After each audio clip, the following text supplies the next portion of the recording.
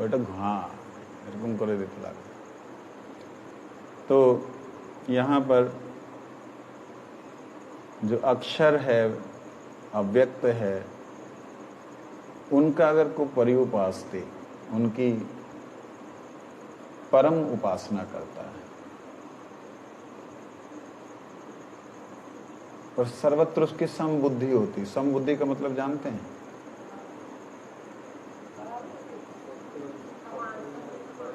सबके सब।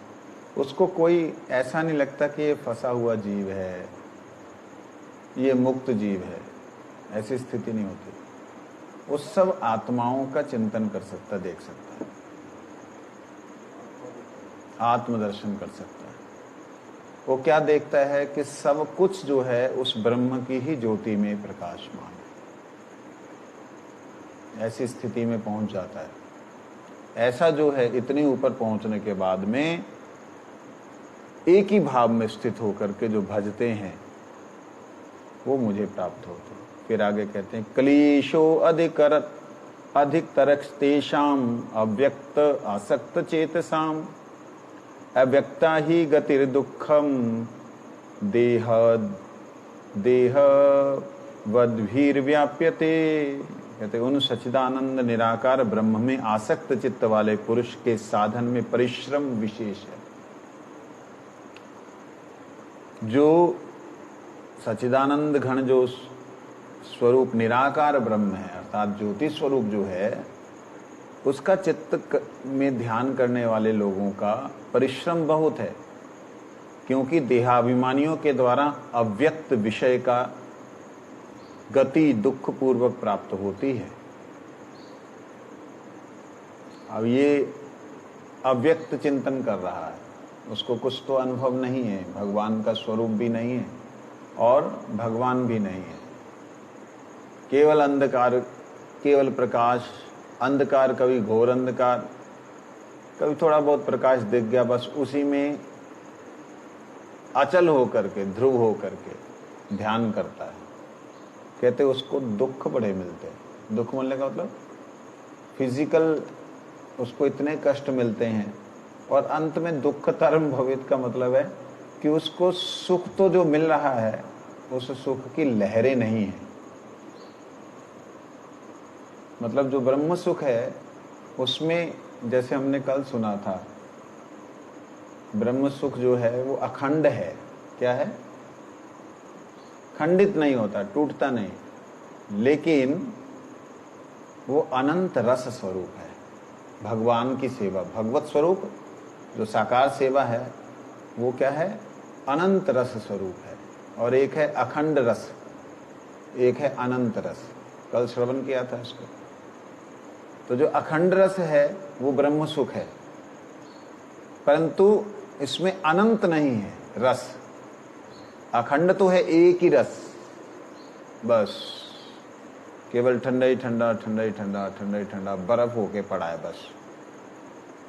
तो उसमें कोई भी गर्मी नहीं मिलेगी उसको, कोई भी ठंडक नहीं मिलेगी, कोई भी पिघलना नहीं होगा उसके अंदर, किसी भी तरह का कोई विकार नहीं, निर्विकार होकर के एक जड़ की तरह पड़ा रहेगा। तो कहते हैं भगवान, कहते क्या है? गतिर दुखम, ये अव्यक्ता ही गतिर दुखम। जो अव्यक्त है, ब्रह्म जो अव्यक्त है, वो उसकी गति दुख ही है, ऐसे भगवान कह रहे हैं। अब इसका अर्थ जो है अगर देखेंगे तो साधारण अर्थ है कि उनको गति दुखपूर्ण मिलती है, लेकिन इसके दूसरा अर्थ है अव्यक्ता ही गतिर दुखम। जो देह में आसक्त व्यक्ति हैं उनके लिए ये जो अव्यक्त तत्व है ये दुख का कारण है। मतलब जो ब्रह्मोपासना करते हैं वो भगवत स्वरूप को जो नहीं मानते हैं, वो लोग, एक दृष्टि से देखा जाए तो वो सुख का साधन तो कर रहे हैं, लेकिन उन्हें दुख ही प्राप्त होगा। क्यों? जल था, बर्फ बन गया, अब वो लहरा नहीं सकता कहीं पे। अपनी तरंगें हवा की आए या कुछ आए तो तरंगें उत्पन्न नहीं हो सकती। तो ये दुख का कारण हो गया ना जल के लिए। जल के लिए क्या हुआ ये? इसी प्रकार आत्मा सुख स्वरूप है, इसमें बहुत सारी लहरें, भाव रूपी लहरें उठती हैं, लेकिन इसको जबरदस्ती ब्रह्म में अगर विलीन करा दिया जाए तो ये फ्रीज हो जाती है। एक सुख तो इसको मिला, वो अखंड सुख, क्या? ये फ्रीज हो गई बर्फ की तरह, मतलब ब्रह्म में विलीन होकर ब्रह्ममय हो गई, परंतु इसमें तरंगे नहीं है अब। क्यों? क्योंकि इसकी तरलता, इसकी स्निग्धता, इसका जो आत्मा की क्रियाशीलता वो नष्ट हो गई। तो आप जाना चाहेंगे? देख लो, है? जानो तो बता दो भाई, करवा दे मैं टिकट। हाँ, नहीं मतलब ऐसो है ना, अव्यक्त में।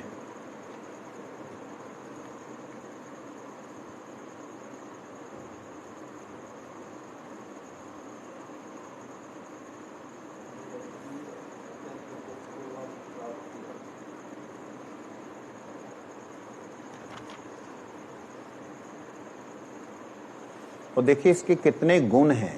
सर्वभूत हिते रता, सब जीव प्राणियों के हित में लगा रहता है। इतना मतलब इस संसार में साधना करते हुए, अपने आप को निर्गुण उपासना करते हुए, यहाँ पे हमारे महात्मा जी, स्वामी जी ने लिखा है, कहते हैं परमात्मा को तत्व से समझाने के लिए दो प्रकार के विशेषण दिए गए हैं। एक है निषेधात्मक और विध्यात्मक। परमात्मा के अक्षर अनिर्देश्य, अव्यक्त, अचिंत, अचल, अव्यय, असीम, अपार, अविनाशी एवं आदि विशेषण निषेधात्मक है, और सर्वव्यापी, कुटस्थ, ध्रुव, सत, चिद, आनंद आदि विशेषण विध्यात्मक हैं।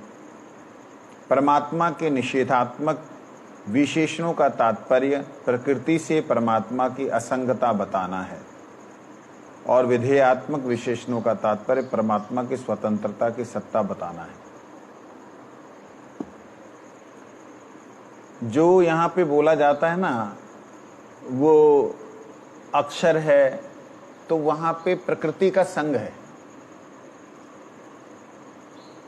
मतलब किसी को उदाहरण देते हुए संसार का अगर परमात्मा के बारे में बोलना पड़ता है तो ये शब्दों का प्रयोग किया जाता है।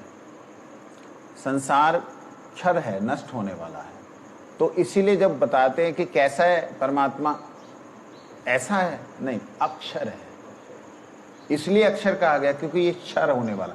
मतलब अगर ये प्रकृति ना हो, ये माया ये वाली ना हो, तो ये शब्दों का प्रयोग नहीं होगा। बात समझाई?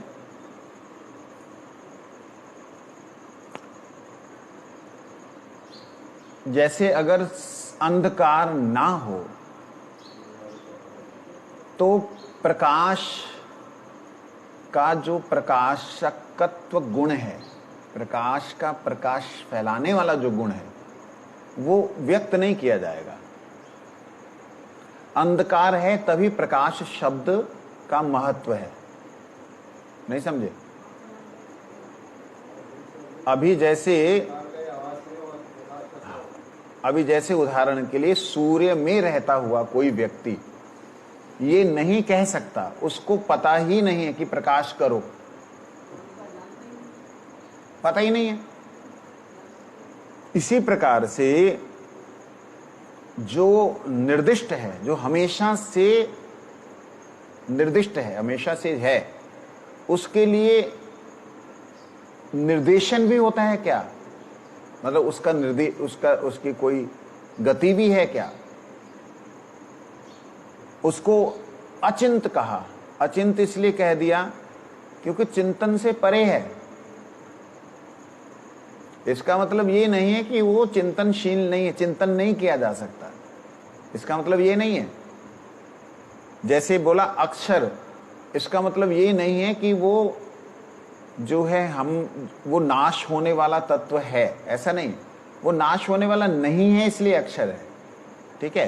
ऐसे अचिंत अर्थात वो चिंतन से बाहर है लेकिन वो चिंतनशील है। परमात्मा का अपना चिंतन है, परमात्मा का अपना ज्ञान है, लेकिन उनके ज्ञान को हम नहीं जान सकते, इसलिए अचिंत कहा।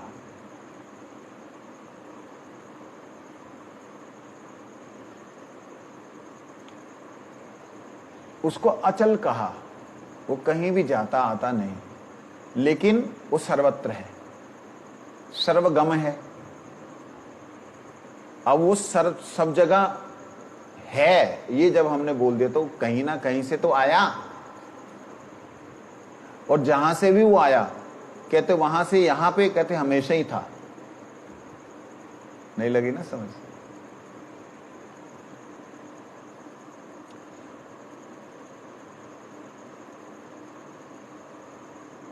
उसका एक नाम है सर्वगम, सर्वत्र गमन करने वाला। क्या नाम है? सर्वगम, सर्व जब तक जाने वाला। और एक जगह उनका नाम बोले अचल, नहीं चलने वाला। इसका अभिप्राय होता है जिस प्रकार से सूरज एक स्थान पे है, लेकिन सूरज अपनी किरणों के माध्यम से अनंत दिशाओं में वो जाता है। सूरज की किरण आई तो हम सूरज को उस किरण के माध्यम से देख सकते हैं, देख सकते हैं। तो उस दृष्टि से अचल जब शब्द कहा गया तो वो चलायमान नहीं है, वो एक जगह है, परंतु सर्वत्र है। बोलने का मतलब यहां भी और वहां भी है। इसका मतलब यहां जो है वो प्रकाश स्वरूप से है। तो यहां जो बात कही जा रही है, नष्ट नहीं होता, वो सारी प्रकृति के साथ युक्त होकर कही जा रही है। हमको इस संसार में रहते हैं तो इसके अनुसार समझाने का प्रयास किया जा रहा है। अव्यय कहा, ये संसार अव्यय होता है, नष्ट होता है। अचलम कहा, ये संसार चलायमान आज है, खत्म हो जाएगा। अचिंत कहा, इस संसार के बारे में हम सोच सकते हैं, पकड़ करके समझ सकते हैं, उसको सोच समझ नहीं सकते हैं, इसलिए अचिंत कहा। मतलब कहने का कि ये जो शब्दों का प्रयोग हुआ, ध्यान देने वाली बात है। असीम, अपार, अविनाशी, अचल, अव्यय, अचिंत, अव्यक्त, अनिर्देश्य, ये जो शब्द प्रयोग हुए ये प्रकृति के गुणों को देखते हुए शब्द प्रयोग हुए हैं। बात समझ आ गई?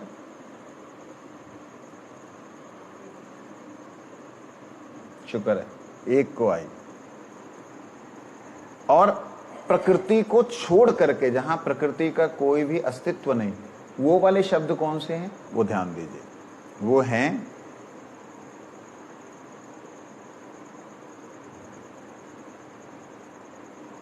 सर्वव्यापी, सर्वत्र व्याप्त है। वो है कुटस्थ, सर्वव्यापी है लेकिन एक जगह पे पूर्णतः स्थिर है, कुटस्थ। ध्रुव, वो सत्य नित्य एक अवस्था में अचल है। और सच्चिद आनंद, ये उसके विशेषण है, उस जगत के विशेषण है। हम इन ऊपर वाले जो विशेषण अभी बतलाए हैं, सर्वव्यापी शब्द का अर्थ हम लोग इस संसार में कर ही नहीं सकते। जी हम तो कर सकते हैं सर्वव्यापी, मतलब सब जगह। सब जगह कैसे? गंदी से गंदी जगह, अच्छी से अच्छी जगह, ऐसी जगह जहां पर कि हवा भी ना हो, क्या वहां भी है?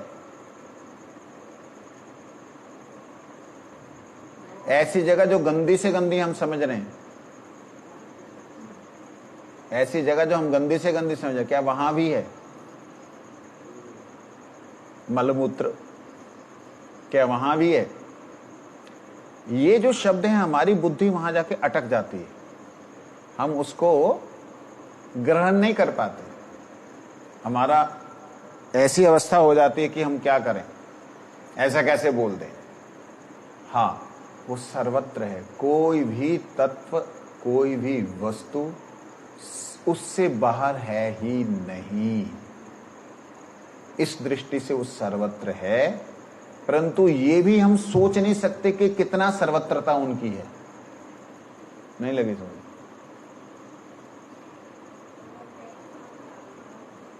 सर्वत्रता सर्व जगह। जैसे हम पापी किसी को कह रहे हैं, तो पापी में पाप की प्रवृत्ति, उसमें भी वो है। दुराचारी में दुराचार की प्रवृत्ति, उसमें भी वो है। किस दृष्टि से वो है, इसको समझाना बहुत कठिन है। इसको थोड़े से शब्दों में अगर समझाऊं, कोशिश करूं, तो वो ये कि जितने भी तत्व हैं वो तत्व आत्मा के कारण जुड़े हैं। किसके कारण जुड़े?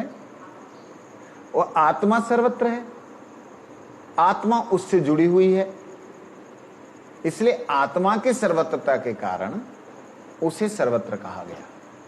बात समझ आ गई? सूरज की किरणों की सर्वत्रता के कारण सूरज को सर्वत्र कहा गया। हालांकि सर्वत्र नहीं है सूरज। जहां किसी वस्तु की छाया आती वहां सूरज नहीं है, लेकिन ब्रह्म जो है, परमात्मा जो है, वो सर्वत्र है। यही अचिंतता है जिसे हम चिंता नहीं कर सकते। फिर बोलते हैं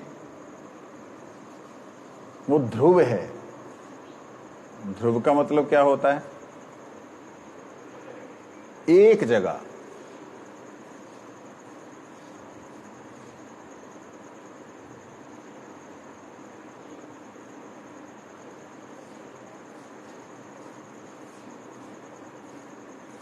कुटस्थ शब्द का अर्थ बतला रहे हैं,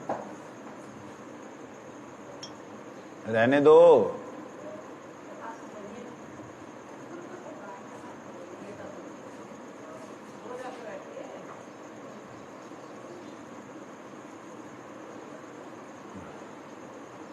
हम उसके घर में हैं, वो हमारे घर में नहीं है। गोवर्धन जो है गायों के वर्धन का स्थान है। गोबर करेगी। बोलो वृंदावन बिहारी लाल की। तो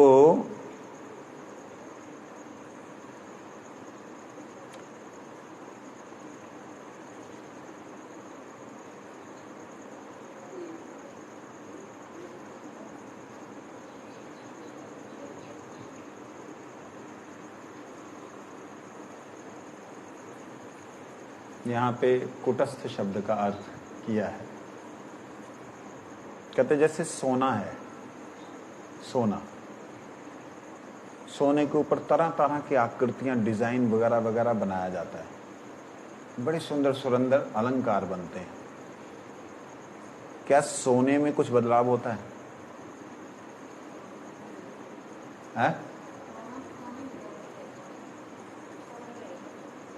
क्या आलस्य कर रही हो?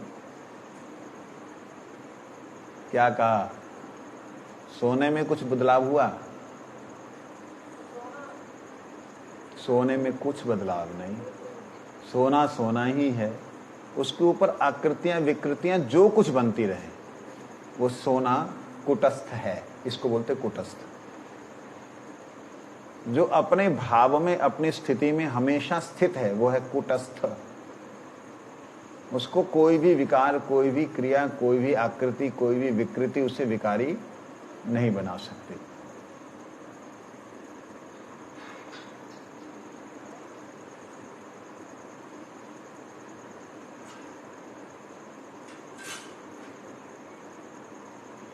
अब जैसे हम लोग अचल शब्द का प्रयोग करते हैं, भगवान के लिए क्या शब्द का प्रयोग करते हैं? अचल, अचलनम, चलते नहीं है। ले, जो चलते फिरते ब्रह्म परमात्मा हैं, उनको चलते नहीं है बोल दें तो कितना खराब सा लगेगा ना? नहीं लगेगा? चलता फिरता आदमी उसको बोले चलते ही नहीं है। और फिर अब ये बोलने सर्वत्र, सब जगह ही है। जो सब जगह ही, उसको चलने की क्या जरूरत है?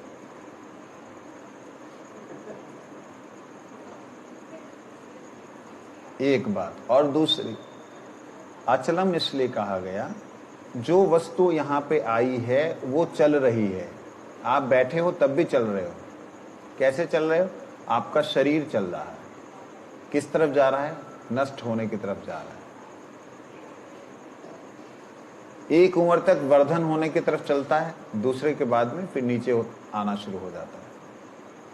तो ये संसार चलायमान है, वो अचल है, इसलिए उन्हें अचल कहा गया। ठीक है।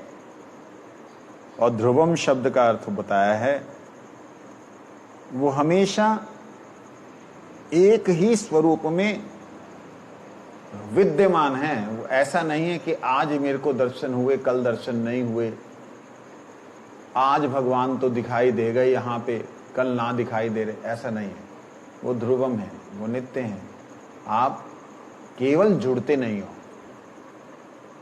उनको कहीं से आना नहीं है। आत्मा में वो नित्य हैं, उन्हें कहीं से आना नहीं है। ये बात इस प्रकार से मैं बतला रहा था कि जो भगवान के विध्यात्मक शब्द हैं, वो शब्द परमात्मा की सत्ता की नित्यता, भगवान हैं इस बात की नित्यता सिद्ध करते हैं। ज्यादा ही कुछ शब्द आज ऐसे कठिन, सो रही हो जब कठिन लग रहा हो, इनसे पूछो माता जी से, तुम्हें कठिन लग रहा हो कछु? इतने प्यार से समझा रहा हूं, 4-4 बार, 5-5 बार, तो ना समझ आ रहा हो। इसका मतलब ये है, कहने का अभिप्राय, कि भगवान के इस अव्यक्त स्वरूप को जो व्यक्ति चिंतन करता है, जो व्यक्त नहीं उसका चिंतन करता है, उस व्यक्ति को एक तरह से धोखा ही मिलता है। क्यों? मुक्ति तो मिल गई, लेकिन धोखा क्यों मिलता? क्योंकि वो तो सत्य है, वो तो दर्शनीय है, वो तो दृष्टा है, उसको तुम मानो ही ना, लेकिन उसके प्रकाश को मानते हुए ये कहो कि बस इसी से सब कुछ हुआ है, तब भी मुक्ति है, तब भी भगवान कहते हैं मुझे प्राप्त हो रहा है। ये बात है इस श्लोक में। ठीक है।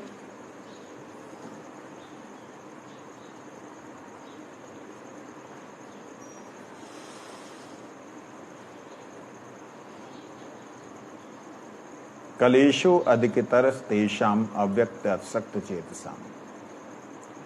अव्यक्त में आसक्त चित्त वाले इस विशेषण से यहां उन साधकों की बात कही है जो निर्गुण उपासना को श्रेष्ठ मानते हैं, पर उनका चित्त निर्गुण तत्व में अविष्ट नहीं हुआ है।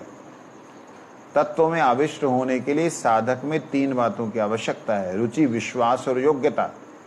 शास्त्रों और गुरुजनों के द्वारा निर्गुण तत्व की महिमा सुनने से जिनकी उनमें कुछ रुचि तो पैदा हो जाती है और वे विश्वास पूर्वक साधन आरंभ भी कर देते, परंतु वैराग्य की कमी और देहाभिमान के कारण उनका चित्त तत्व में प्रविष्ट नहीं होता। ऐसे साधकों के लिए अव्यक्त चेतसाम पद का प्रयोग हुआ है। अव्यक्त आसक्त चेतसाम, अव्यक्त में आसक्त चित्त वाला, निराकार में आसक्ति करने वाला, निर्गुण उपासना को श्रेष्ठ मानने वाला। भगवान ने 6ठे अध्याय के 27वें 28वें श्लोक में कहा है, ब्रह्मभूत अर्थात ब्रह्म में अभिन्न भाव से स्थित साधक को सुख पूर्वक ब्रह्म की प्राप्ति होती है।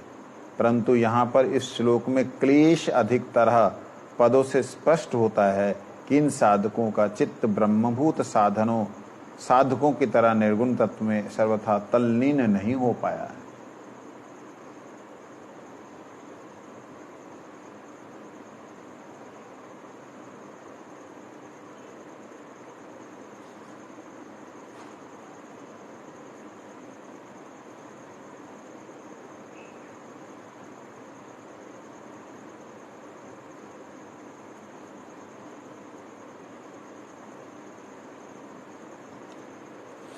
यहाँ 12वें अध्याय के 5वें श्लोक का जो चिंतन कर रहे हैं, क्लेशो अधिक तरस तेषाम, उन सब के लिए अधिक क्लेश मिलता है अव्यक्त आसक्त चेतसाम, जो अव्यक्त है, व्यक्त नहीं होने वाले उस ब्रह्म में जिनका चित्त जो है आसक्त हुआ है, उस अव्यक्त के कारण इनको दुख बड़ा मिलता है। क्यों? वो तो पहले ही अव्यक्त है, दिखता नहीं है, व्यक्त नहीं है, और फिर इनको ना दिखने के कारण, ना अनुभव होने के कारण और दुख मिलता है। ब्रह्मभूत प्रसन्नात्मा ना सोचती ना कांक्षती वाली जो बात है, उसमें ब्रह्म का उनको दर्शन हो रहा है। नहीं समझे? ब्रह्म का दर्शन हो रहा है, इसलिए उन्हें सुख मिल रहा है। मैं ब्रह्म से प्रकट हुआ हूं, मैं ब्रह्म में ही हूं, मैं ब्रह्म का ही हूं, तो इसलिए उन्हें आनंद। लेकिन ये अव्यक्त के पीछे लगे हुए हैं। जो अव्यक्त के पीछे लगे उनके लिए भगवान कहते हैं ये देहवद भी, देहवद भी, देहाभिमानी, देहत भी, देहद भी, देह में अभिमान युक्त देहद भी। जो देहाभिमानी लोग हैं, अभी देखिए, मैं किसी संस्था का नाम नहीं लेता, आज छोड़ रहा हूं, क्षमा कर रहा हूं, क्षमा करें, शब्द ऐसे प्रयोग कर दिए। लेकिन कई लोग ऐसे हैं बेचारे, जिनके गुरुओं ने ऐसे उपदेश दिए हैं कि देखो, जब तक तुम चिंतन कर रहे हो तब तक तुम्हारा चिंतन नहीं हो रहा। लो, शब्दों को सुनना, शब्द जाल में फंसना। ऐसे गुरु लोग, उनके साथ में जुड़े हुए लोगों का क्या गति होती, वो थोड़ा सा मैं बयान करने के लिए जा रहा हूं। चिंतन जब तक तुम कर रहे हो तब तक वो चिंतन नहीं होगा, क्योंकि जिस दिन चिंतन तुम, जिस समय जिस चिंतन तुम कर रहे हो, उस समय तुम्हारा मन साथ में है, और जब तक मन साथ में है, वो अव्यक्त तत्व जो है तुम्हारे सामने व्यक्त नहीं होगा। मतलब आदमी को भूत बना दिया ना। इसलिए याद रखना इस बात को, जितने भी तुम आकार बना रहे हो, ऐसा ऐसा ऐसा, किसी के हाथ में चक्र, किसी के हाथ में धनुष, किसी के हाथ में मुरली, जितने तुम आकार बना रहे हो, ये सब आकार तब तक ही हैं जब तक तुम इनसे निकल करके उस अव्यक्त में एक ना हो जाओ। अब सुनने में कैसा लग रहा है ना, कितना अच्छा सा लग रहा है लोगों को, मतलब जो इंटेलेक्चुअल लोग हैं उनके लिए, लेकिन आगे, और जब तुम्हें सारी क्रियाओं से, सारे चिंतनों से मुक्त हो गए, तब तुम ना रहे, तब तुम वो हो गए।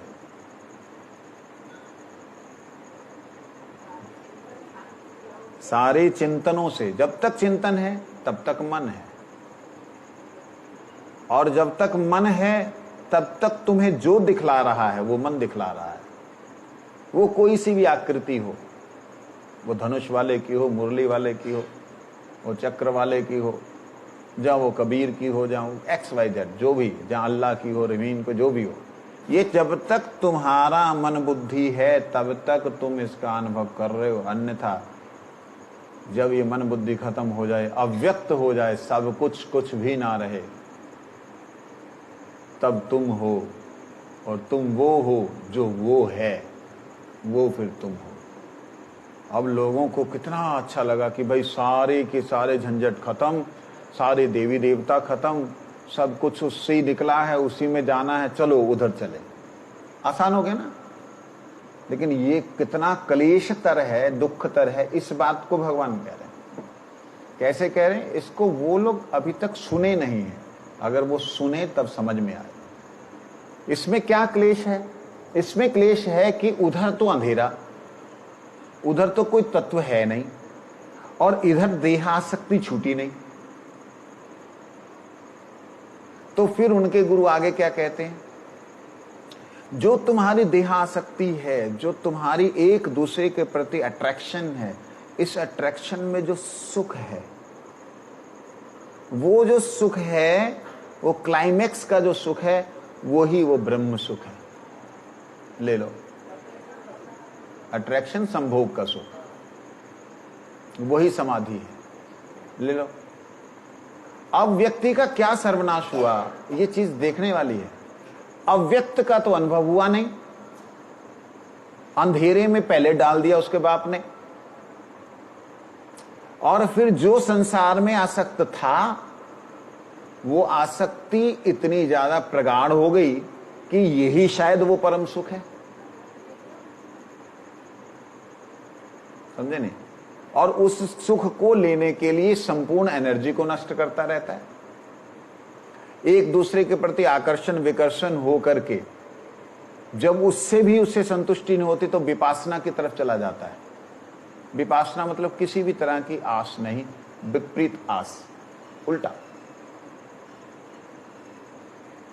ऐसी प्रकृतियों में घूमने वाले व्यक्ति जिनका लक्ष्य ही नहीं है, निर्लक्ष्य को जो लक्ष्य समझ रहे हैं, ऐसे व्यक्तियों के लिए भगवान कहते हैं क्लेशो अधिकतर तेषाम अव्यक्त आसक्त चेतसा। उस अव्यक्त में आसक्त जो चित्त वाले हैं उनको क्लेश अधिकतर तेषाम। अब आप देखिए, खुद वो मरा, वो एड्स की बीमारी से, और उसके चेले कैसे मरेंगे? आप जितना भी अपने आप को तुम इस संसार में आसक्त करोगे, उतना ही जो परम आनंद वस्तु है उससे दूर रहोगे।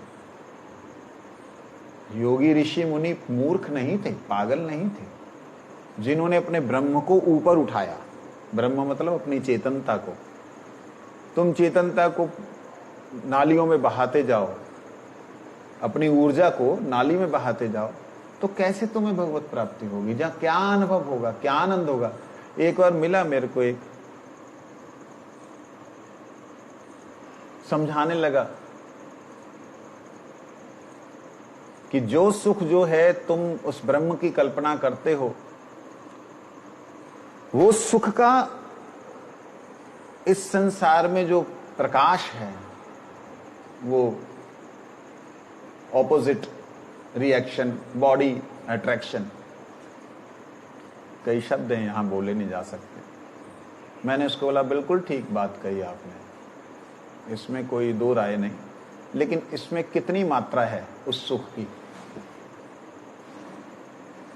आओ चुप। मैं कह, अगर सुख की मात्रा है तो उस सुख से निकलने के बाद तुम्हें सुख होता।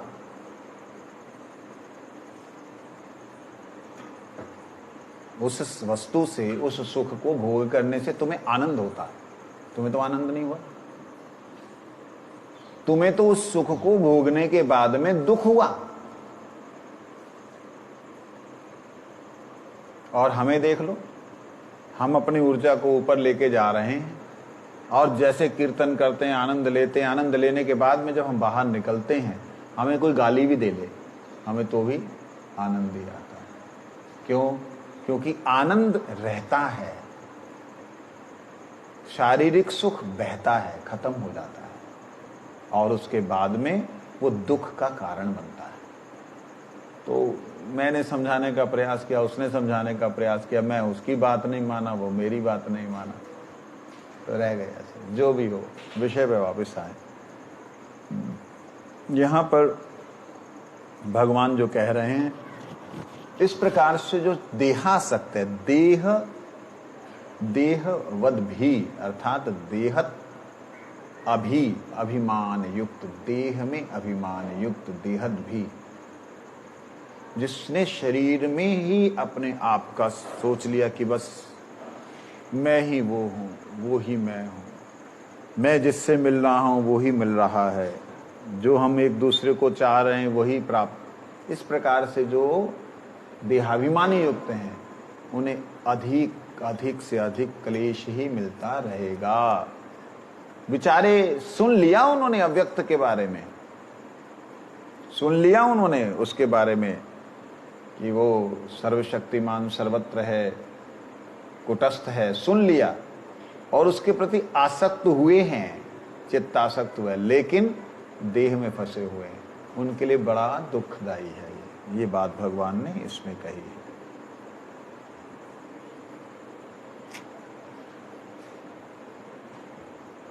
विशेष बात कहते हैं, जो भगवान मिले, मेरे को मिलेंगे, वो देख रहे हैं, वो सुन रहे हैं, वो आ रहे हैं, मैं जा नहीं पा रहा, वो मेरे को तो मिलने आ सकते, मैं नहीं जा सकता। इस प्रकार की जो भावनाओं से युक्त होकर के भगवान हैं, भगवान आते हैं, खाते हैं, सोते हैं, उठते हैं, चलते हैं, फिरते हैं, भगवान के गुणों का चिंतन करता है। कहते उसकी कैसी उसकी स्थिति होती है। कहते ऐसे साधक के मन इंद्रियों के लिए भगवान के स्वरूप, नाम, लीला, कथा आदि का आधार रहता है। उनका स्वरूप भी है, उनका नाम भी है, उनकी लीला भी, उसको आधार मिला हुआ है।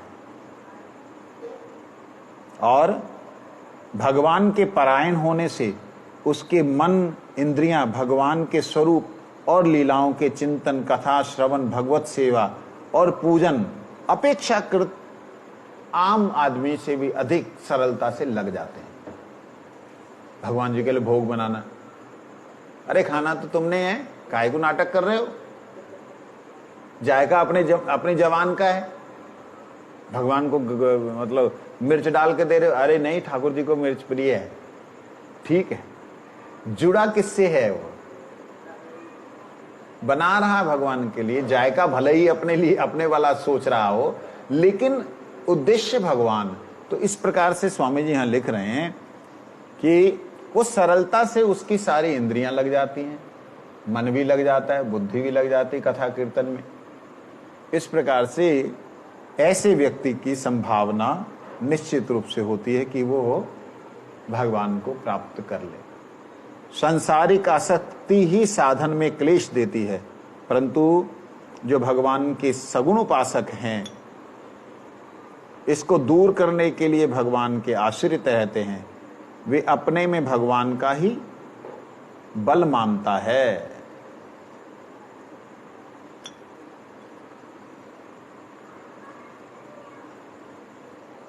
जैसे बिल्ली का बच्चा मां पर निर्भर रहता है, ऐसे ही ये साधक भी भगवान पर निर्भर रहता है। वो खुद नहीं पकड़ता, भगवान मां उठा के जहां ले जाके रख देगी वहां रह जाएगा। ऐसे सुनो मुनि तो ही कहूं सहरोसा, भजहि जे ही मोहि सकल भरोसा, करहूं सदा तिन कै रखवारी। इसको जिमि बालक राखहि महतारी। कहते हैं, हे मुनि,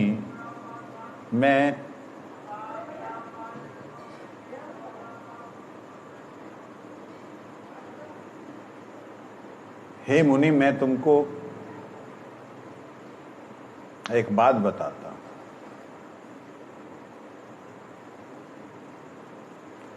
जो मेरा भजन सब कुछ छोड़ करके करता है, जो सारे भरोसों को छोड़ करके मेरा भजन करता है, सुनहु मुनि तो ही कहाहूं सरोसा। मैं तेरे को, जो मुनि को बतला रहे, भगवान आवेश में होकर के बतला रहे। सरोसा मतलब सहरोसा, रोष के साथ में बतला रहे। ध्यान से इस बात को सुनो। जो मेरा सब कुछ त्याग करके भजन करता है, कराऊं सदा तिनके रखवारी। ये वो है ना, दुर्वासा ऋषि जब आए भगवान के पास, आप गो ब्राह्मण हिताय च गायों के ब्राह्मणों की रक्षा करते, मैं ब्राह्मण हूँ और मैं इस वक्त मुसीबत में हूँ, आप मेरे पे कृपा करें। तब वहाँ भगवान गुस्से में बोलते हैं, सुना हूँ मुनि तो ही कहा हूँ सरोषा। गुस्से के साथ में मतलब सुन ले बात ध्यान से। भजा ही जे मोहि सकल त्यजी सकल भरोसा, जो मेरा भजन सारे भरोसों को छोड़ के करता है। करहूं सदा तिनके ही रखवारी, मैं उनकी ही सदा रखवारी करता हूँ। जिमी बालक राखई महतारी, जैसे बालक को माँ रक्षा करती है ऐसे मैं उसकी रक्षा करता हूँ। ऐसे उस उपासकों के लिए गीता में भगवान ने नाचिरात आदि पदों से शीघ्र ही अपनी प्राप्ति बतलाई है। गीता में भगवान ने कहा है कि बड़ी ही जल्दी वो मुझे प्राप्त हो जाते हैं। वंशा कल्पतरुश्च कृपा सिंधु पतितानां पावन वैष्णव। कल इसको जरा ढंग से श्रवण करेंगे। आज थोड़ा सा ज़्यादा कठिन हो गया, कल इसकी थोड़ी सरलता और सुगमता वाली व्याख्या को पढ़ेंगे।